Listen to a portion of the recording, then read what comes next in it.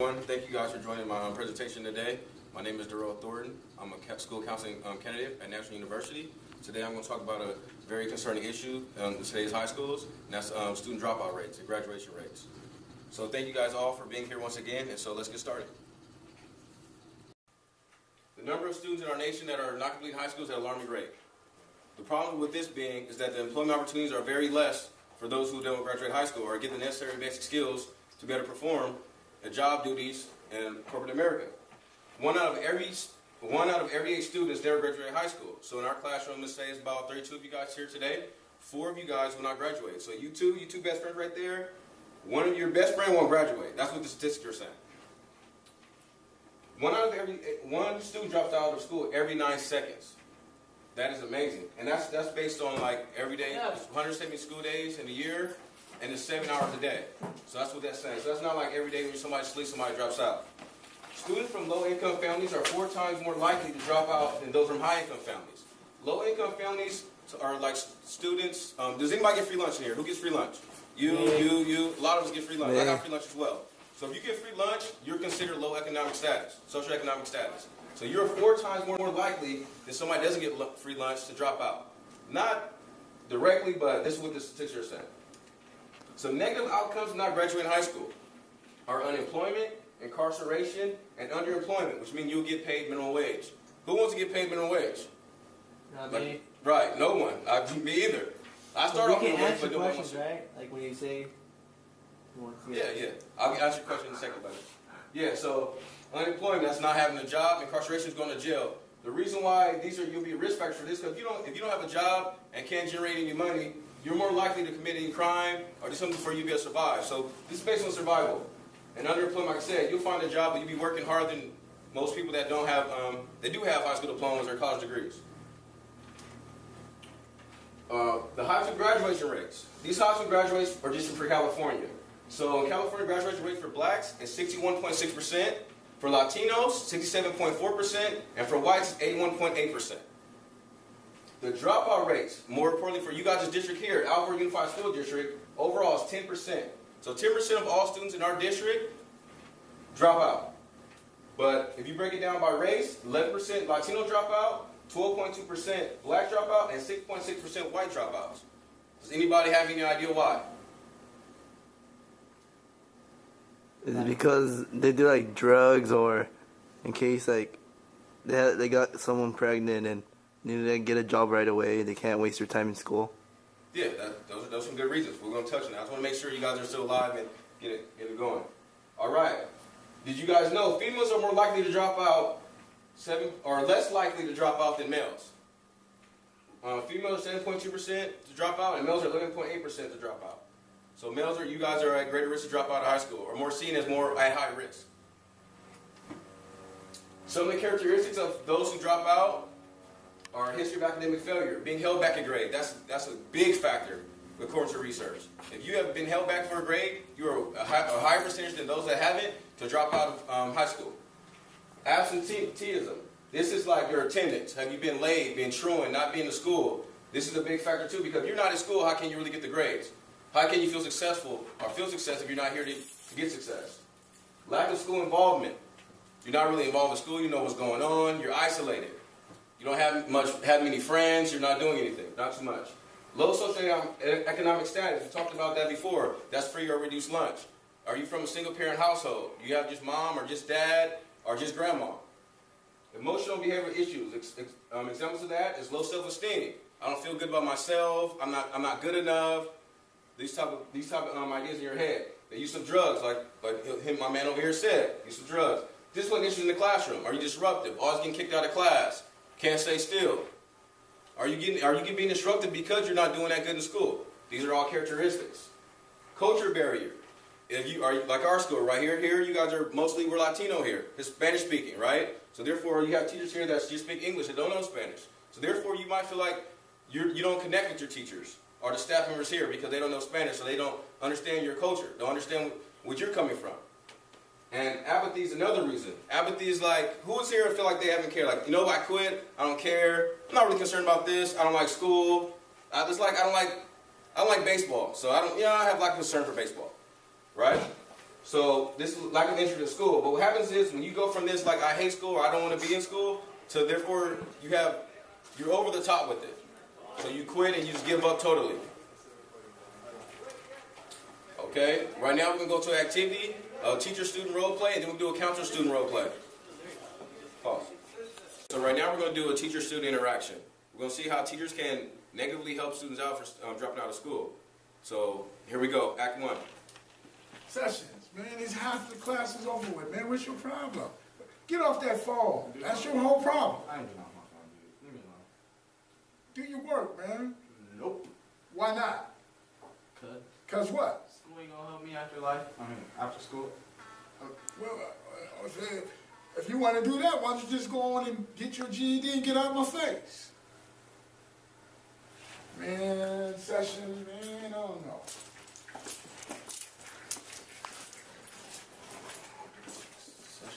Come on, Sesh. I got things to do, people to see, and places to go. Not necessarily in any order, but close. Alright, dude. If you get off my back, I'll do this work. Let's go.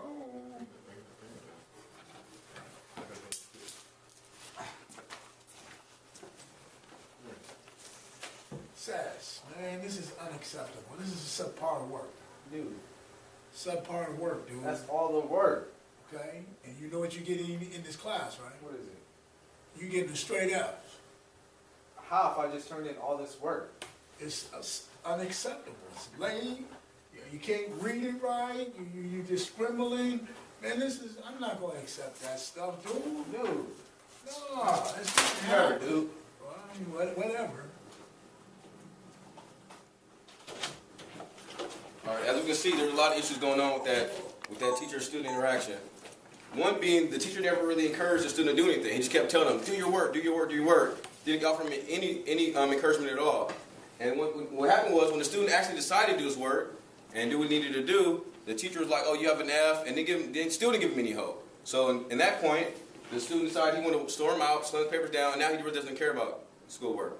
And then also, another way, he offered him to get a GED. By getting your GED, that's encouraging a student to drop out. Why come to high school or do your schoolwork when you just take a GED test? So that was a lack of encouragement. That was bad. That was bad from the teacher. And I know some of us have experienced that growing up and inside our classrooms. Pause.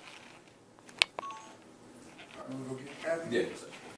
How you doing, Mr. Sessions? I'm doing good, dude. It's just Mr. Fish. He's just telling me to drop out. Tell you to drop out. Why would he tell you that? I don't know. Yeah, I heard. He told me you come late to his class, you don't show up half the time, and so I mean, I guess that could be frustrating for a teacher, but I don't think he would tell you to drop out. I don't think that's what he should tell you to do. Tell me to go get my GED. Your GED? No, man, you don't gotta do all that. But look, we look at your attendance right now. I see it's like you have a lot of attendances are bad. So this is setting you up for failure. You're not giving yourself a chance to even succeed, be successful, man. I'm looking here. You have good behavior. I don't see too many behavior problems here. Just like your attendance is very bad. As a freshman, you're doing really good. Now as a sophomore, you're telling off. So what's going on? Is anything happening at home you don't talk about or anything like that? You know I'm here for you. Yeah, I'm trying to make some money, dude. On the side. Yes, education is money. Get your money here at school. You can't look at what people are doing outside in the streets over there across the street. They're not doing stuff that's right for you. It's just frustrating and too much work. When you're a dropout, man, the chance of you getting incarcerated like 4 times more likely than people that do graduate high school. So numbers are against you. Don't fall in love with the fast money. But look what I got for you. You want to make money? So we have programs here at school. We have an auto shop program. We have a lot of mechanics, and you might be good with your hands, but we have lots of jobs out here that need people with good cashiers. So look, we have the student store.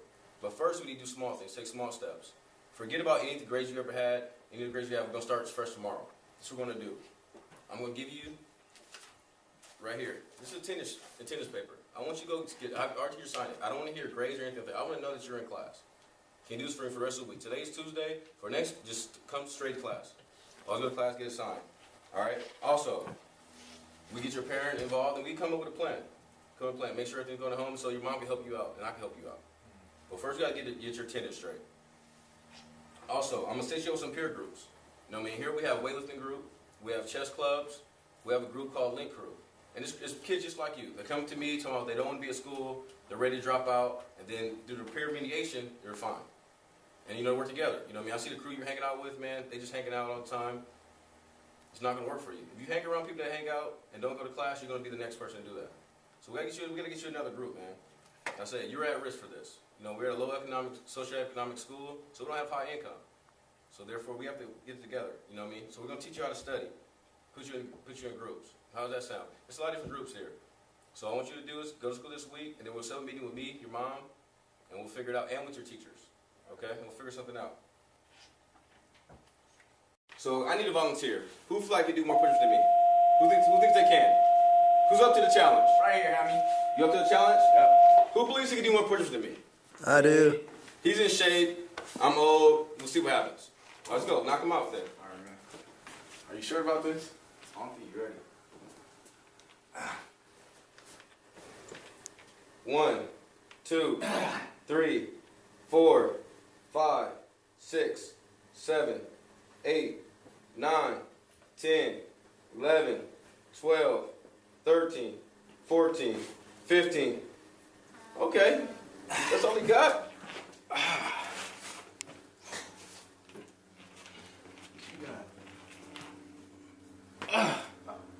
What? 3, What's going on? 4, 5, 6, 7, 8, 9. Should I keep going? 10, 11, 12, It's cheating. 13, 14. Cheating, what? 15, 16, You gotta be on your knees. 17, 18. The Rocky style. 19. Woo, man, what a workout. What a workout. So all you guys that thought you was going to beat me, you guys all lost. I cheated? Yeah. How did I cheat? You were on your knees, dude. What? So you wanted a bigger challenge. I wanted to win.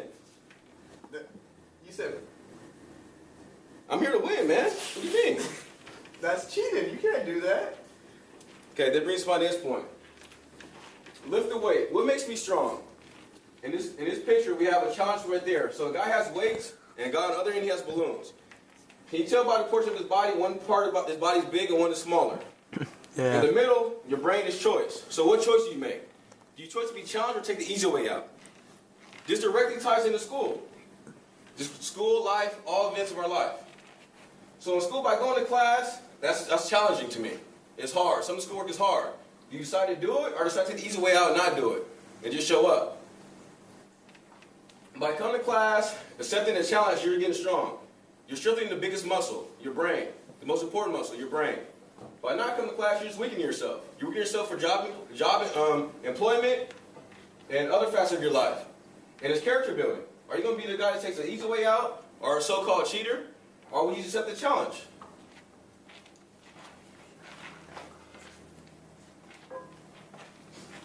So I want to ask somebody, why do I need resistance to become strong?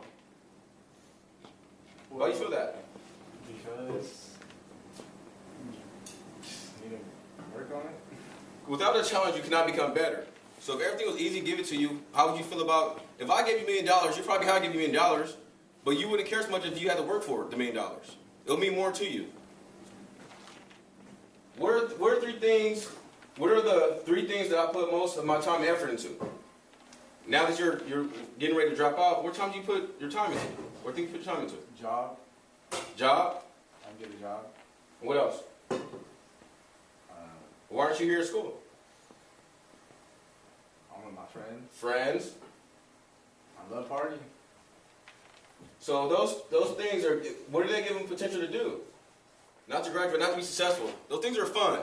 Those things aren't challenging. He doesn't have to think or wake up like, oh, how am I partying with my friends today? Or how hard it's going to be to hang out with my friends and have a good time. So those things, he's not building himself up. He's not accepting the challenge. It's his least resistance doing that. That's why it's easy to do that. So you got to think about next. What's expected of me from my parents? My parents expect me to graduate. They want me to do good. They want me to be successful. They want me to be better than them most of the time. Do you guys agree? Yeah. Hear that? From society. Society wants you to work, not be what they consider a criminal, or to have any negative outcomes. From yourself, what do you expect from yourself? What do you want? I want to be successful. You say you want money. You say you want nice things, but the route that you will be going if you drop out of high school, you're limiting yourself. You're limiting yourself to get these nice things that you want. to be able to take care of yourself and your family. Because your opportunities for employment are lowered. So therefore, if your opportunities are lowered, you might be forced to do things that you shouldn't do, that have negative outcomes. As far as you might be incarcerated for doing something, for stealing, robbing, anything of that nature. So why does your brain have to be the strongest muscle? It allows you to think and make the right choices. Exactly. Good answer. And what things get you in trouble? That's what the easy, least of resistance comes into. The easy things get you in trouble. Not going to class, not going to school, playing video games up all night. These things are easy. These things that we want to do. But then do they help us? They don't always help us. You might be the best video game player ever. But if you don't graduate high school, it doesn't mean too much. So you got to make sure you accept the challenge. Don't take the easy way out. It's making you weak. You don't want to break. So now that you know this information, what can you do to change your outcome? What can make you stronger? Go to class, better attendance, and focus on books. That's a good answer. Also, find new friends, find new relationships. Find people who are doing the right things. Therefore, in turn, it'll make you do the right things. So therefore, that will be your new challenge. That will be easy, but it's hard work. Make hard work easy work.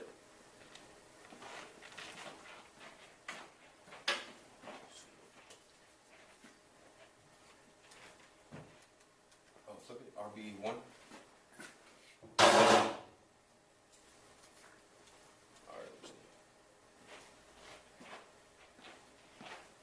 In closing, students, I encourage you all to meet with your counselors. Your counselors are here for you. They're your strongest advocates. As you've seen from the teacher and counselor-student interaction, you saw the teacher sometimes was not always going to be helpful. They might not have time to understand everything the other side. Remember, it's a big classroom. There's 32 students here. There's 32 students here for me to talk to. So therefore, go talk to your counselor. Build a rapport with your counselor. I know there's many of you students I've talked to that have not met their counselor yet. And that's alarming. Because therefore, there's a lot of issues you guys go through that sometimes you guys need somebody to talk to, listen to advocate for you. Counselors are not there to discipline you, send you to OCI, suspend you. They're there to help, give you resources. Just like I gave Mr. Sessions here. I gave them the resource for him to be able to join peer groups, different class activities, different things he can do to better himself and make him not want to drop out. And that's what your counselor's here for any problems you may have at home or at school. That's what your counselor here for. That's their role for here at school. And hopefully that we have better teachers than we had today. We had a bad example today. But we had to give that so give you guys the real feeling of it. And once again, dropouts, especially in this area, we're at 10%. 10% dropouts. Like I said, 1 out of every 8 students drops out, doesn't complete high school. That's bad. In our district alone, Alfred Unified School District, there's 32,000 students that graduated last year. And for that 10%, it was 3,000 students that did not graduate, who dropped out. So what that is, so all the high schools we have here, imagine our whole high school here, nobody graduated here. That's the number. We have about 2,500, 3,000 students. So imagine everybody in here in all the classrooms didn't graduate. That's the 10%. That's a lot of people for our community. So, you know what I mean? Do you ever feel these feelings of dropping out or feeling the need that you want to drop out or don't want to be in school or you don't want to accept the challenge? Go talk to your counselor. There are other ways to do it. Graduating high school is the first step.